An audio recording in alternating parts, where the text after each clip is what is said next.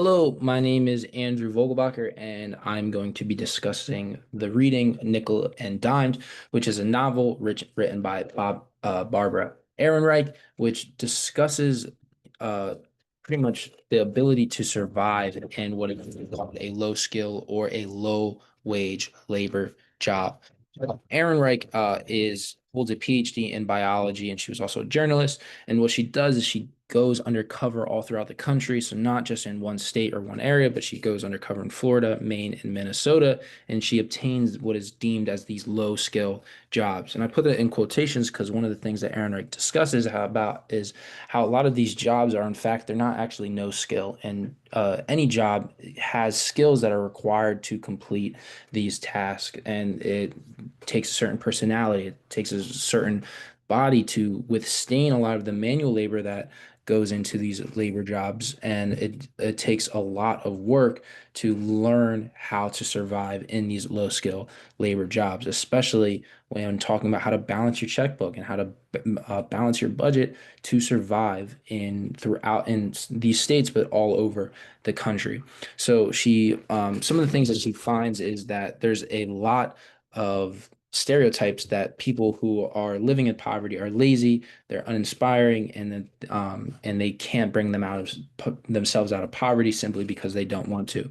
But what Barbara finds is the fact that a lot of these people in this labor force, they're resilient, they're strong, they're intelligent, they have incredible personalities, and the simple fact is that they can't get by because wages are not high enough and they can't compete with the inflation and the fact that things in society are continuing to get more and more expensive. And it causes a lot of strain in the economy and in pretty much in the United States with this stereotype that people are simply not working hard enough.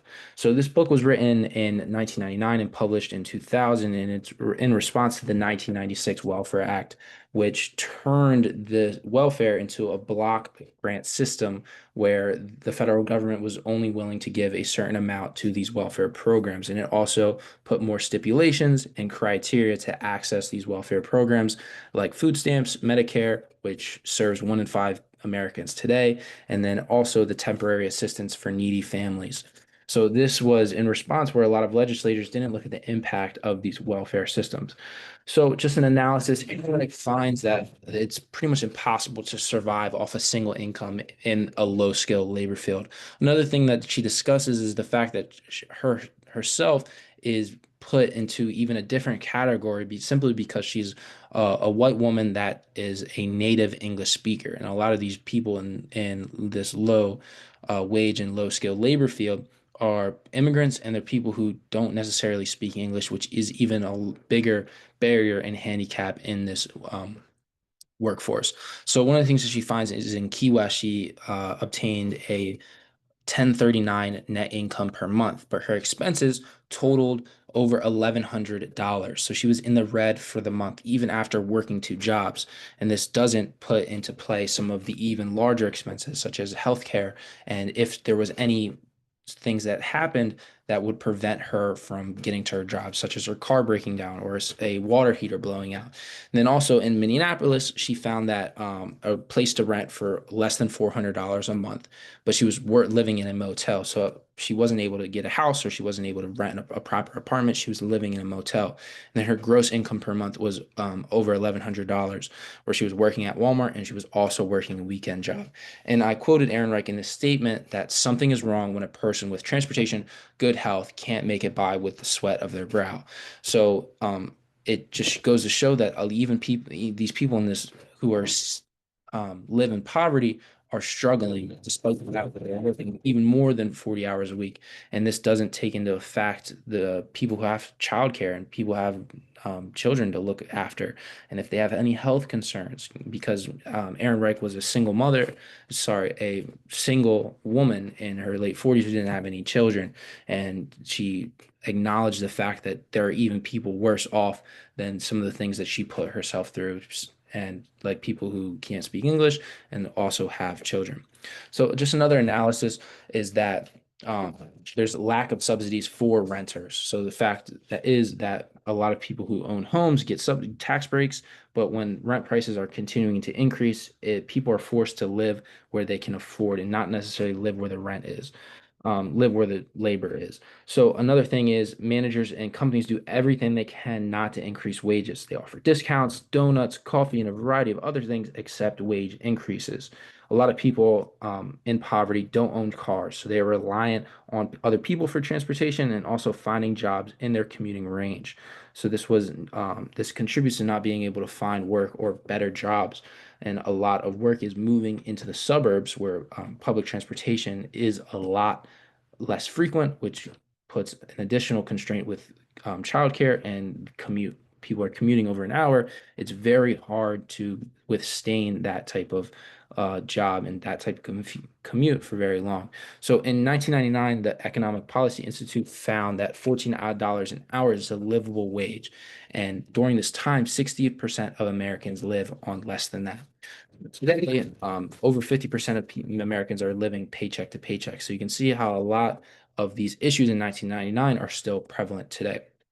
So, with connection to historical events, I decided to talk more about some of the issues that are going on today. Because, again, this book was written 25 years ago, but some of the things that Aaron Reich was talking about are still very real today. And especially in terms as U.S. home prices continue to climb as of this data, as of July of 2024. We can see through this data that average home and rent prices around the country have increased dramatically. But at the same time, people are making less now than they did 10 years ago due to inflation. The federal minimum wage in Pennsylvania is still 7.25, but the cost of living in Lancaster County is over $108,000 per year. So you can see that, again, this is the same data center that Aaron Reich used in 1999 that the Economic Policy Institute averaged out that the cost of living in Lancaster, Pennsylvania, Lancaster County, which includes Millersville University for a two-child family, is over $100,000 per year, which is $9,000 per month. So, but the median income in the United States is only $38,000 per year.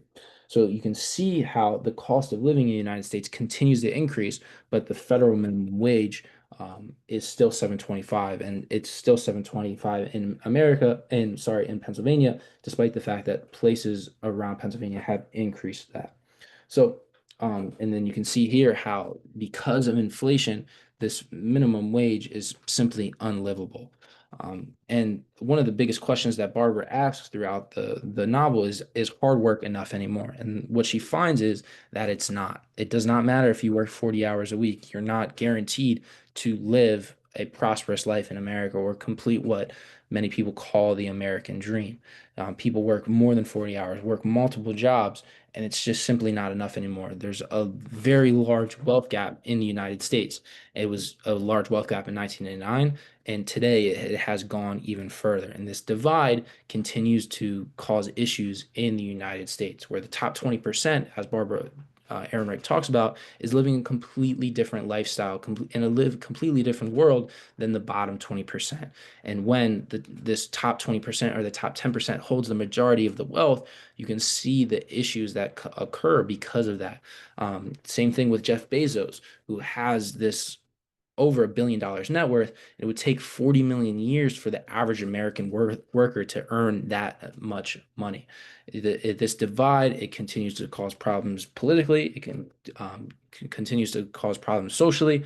And because of this economic standing in the United States, we continue to see these issues. Thank you.